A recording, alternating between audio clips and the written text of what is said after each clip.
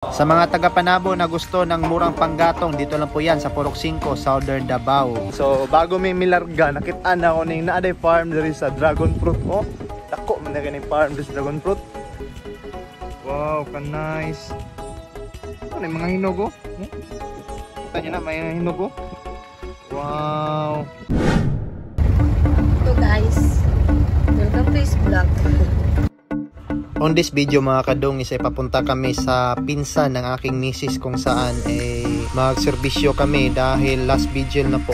And dahil kinulang sila sa panggatong, pupunta po kami doon upang makatulong sa paghakot ng panggatong para sa lulutuin. So yes dol, namin dire karon sa anong servisingan sa first cousin ni Mrs. no. Kuyog na ako ning sa ka-vlogger pod Panabo.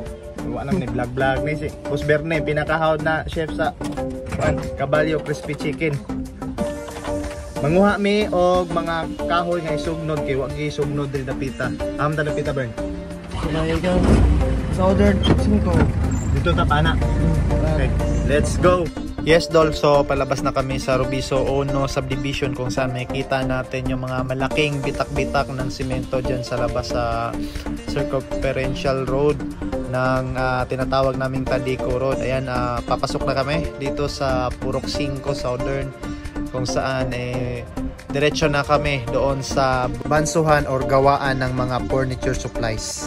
At nandito na kami sa labas ng shop and kaagad-agad naman kaming pinapasok sa loob. Lara to mga sugdod boss para dito maglisod. Apin mo lang ginabangko Bern. Kaya masugnod rin mga idol. Furniture shop din dire. Bern, sa furniture ang gamit ane.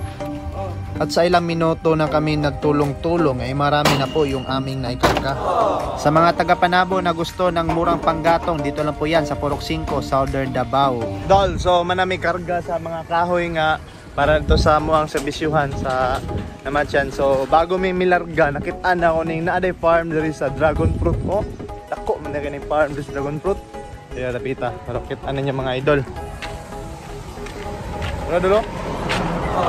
Klaro na pag-video ha, klaro na pag-video. Radol. Oh, nagaling mga hinog oh. Dragon fruit farm andini diri. Wow, ka nice. Ano yung mga hinog oh? Kita niyo na may hinog oh. Wow. Dito ni sa Panabo, Southern. At ayan dol, diniskarga na natin yung mga panggatong. So may marami pa tayong footage na hindi na sinali, katulad ng pagkuha natin ng mga kaldero at mga gagamitang pangluto. Kasi may live naman tayo doon. Thank you for watching mga idol.